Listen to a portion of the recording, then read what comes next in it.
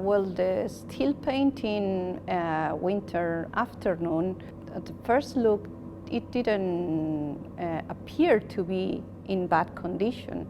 It had some structural problems with bulge and planar distortion, and also it had developed a crackler pattern over the surface, but it was stable. But the color of the composition looked really pale and not vivid, that it wasn't a characteristic for this painter in this period. So I made some tests and I just realized the painting was really dirty and the varnish was really yellowed. So this layer of yellowed varnish really flattened out the depth of the composition, and it needed to be treated, really. After all the photographic documentation, I start with the cleaning on the back of the painting, eliminating all the dust and dirt on the canvas and the stretcher. And later I spot treated the planar distortion with series of humidity and pressure. After that, I reestablished the tension of the canvas that it was lost. When I made sure that all the crackler was stable and in a good condition, I started with the cleaning. I was lucky because the varnish, it was a soft and natural resin that I didn't have to use a strong solvent. So with a specific solution, I could swell and resolve the varnish in an easy way to eliminate over the surface with no damage at all. I use glasses magnification, and also I use brushes to get into the interstices and grooves of the high impasto. So there was no problem with the surface, with the original surface. That was my concern.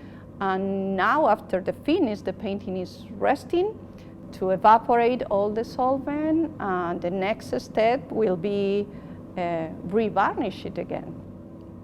The appearance of the painting changed remarkable. At the beginning, the painting was kind of in an even way of colors and no depth, and now you can see it in a really vivid colors, so the viewers can enjoy the real palette of Steele in this painting right now. When you are treating a painting, you always learn a lot about the artist and the way he created a painting.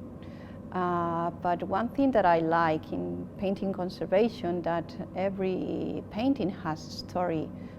You just have to find it. In this case, when I started the research of the painting, I realized and noticed that the painting wasn't touched. What does it mean? It means that I could see the painting in the same way that Steele created in 1925. So no one has added or changed anything on it. This is unusual because most of the paintings have been treated in some ways. For example, we have records that the Steele widow, Selma, used to spread a wax coating on the back of the paintings to protect them from the humidity. Over the time, this wax in the back of the painting can migrate over the surface, and some of the color can change differently. This painting doesn't have this layer. And also I noticed on the tacking edges that there were no extra holes, so that means that the painting never was re-stretched or moved from its original structure. the final question could be that it was also the varnish, the original one. So this is a tough question, and I don't even think I have the right answer. But in the painting, the Winter Afternoon was painted in 1925, 1 year before Steele died. There are no records that the painting was in any dealer or exhibition from that time. In 19th century and the beginning of the 20th century, the art dealer used to spread varnish every single painting that they received to refresh the color and in order to sell them in a better way. Now we know that most of the painting, they didn't like to revarnish their work. Even some of the Impressionists, they wrote on the back of the painting, "No varnish this painting in any case," because they knew it was a common practice. So sometimes when you receive a painting, you can think that it was the original one, and it was not.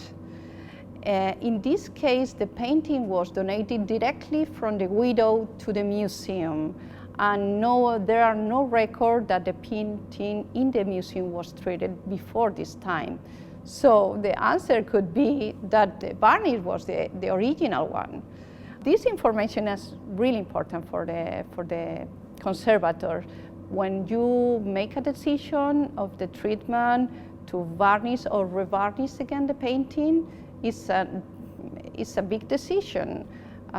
But in this case, I can feel confident to proceed with the next step of varnishing the painting, even with the same amount of gloss and saturation of the color that Steele would have wanted to have in his painting.